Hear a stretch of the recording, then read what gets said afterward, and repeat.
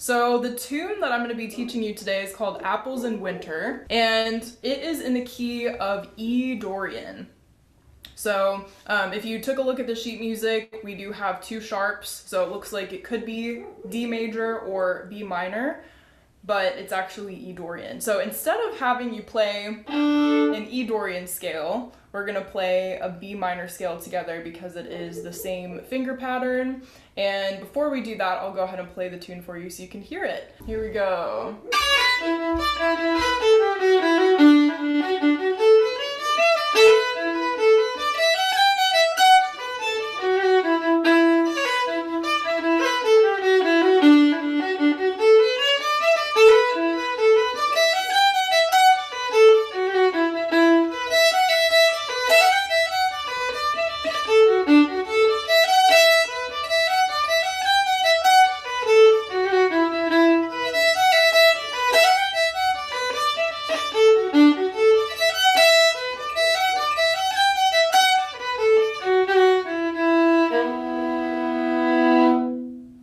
So there's the tune. It is a little bit more on, I would say, the intermediate side of things, just compared to what we typically do in jam workshops. So just keep that in mind. If you do want to have the sheet music in front of you, you're more than welcome to do that, just so you feel like you are able to keep up as we go along.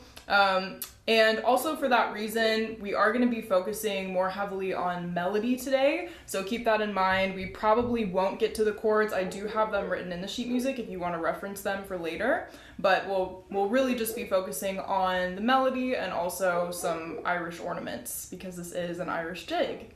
So that's the goal for today. Okay, so that's the finger pattern that we're working with. So let's go ahead and get into this first phrase. I'll go ahead and play it slowly.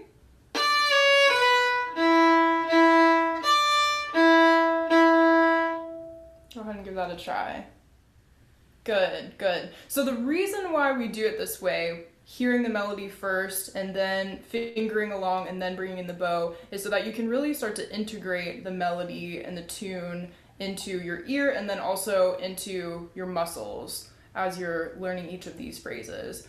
So see if you can even just close your eyes. Sometimes that's helpful when you're fingering along with just the left hand. Even singing along can be really helpful if you can match the pitch of the notes. That really makes a big difference when you're going to start to add in the bow, the left hand and the right hand, because you'll hear right away if something is a little bit off. If you've sung the melody and you play something that doesn't match that, it'll be more apparent. So keep that in mind as we're going through. That might help to just solidify things a little bit more. So let's go through this phrase again. I'll play it for you. Just listen again.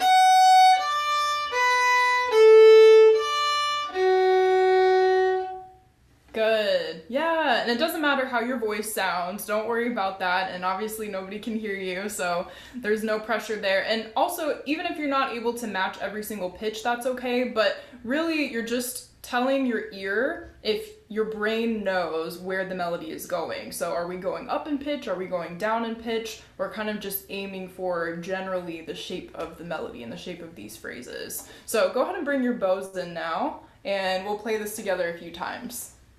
I'll count us in. 1, 2, 3, 4, 5.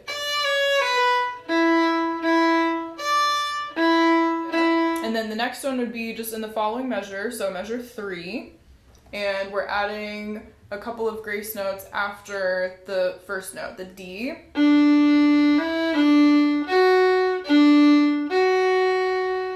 here we go.